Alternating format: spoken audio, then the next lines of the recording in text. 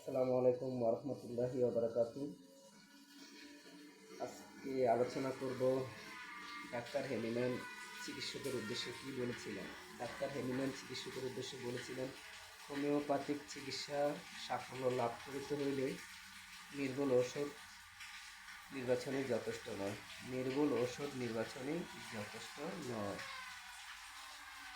কিরূপ ক্ষেত্রে কত শক্তির কী পরিমাণ মাত্রা প্রয়োগ করা হয়, কিরূপ ক্ষেত্রে কত শক্তির কী পরিমাণ মাত্রা প্রয়োগ করা হয় সেই সম্বন্ধে জ্ঞান থাকা চাই। অতএব সকল চিকিৎসক ভাইদেরকে দৃষ্টি আকর্ষণ করছি, আল্লাহ পাক যাতে আমাদেরকে সঠিক জ্ঞান এবং বুঝ দান করে। সবাই ভালো থাকবেন। আল্লাহ হাফেজ। আসসালামু আলাইকুম ওয়া রাহমাতুল্লাহি ওয়া বারাকাতুহু।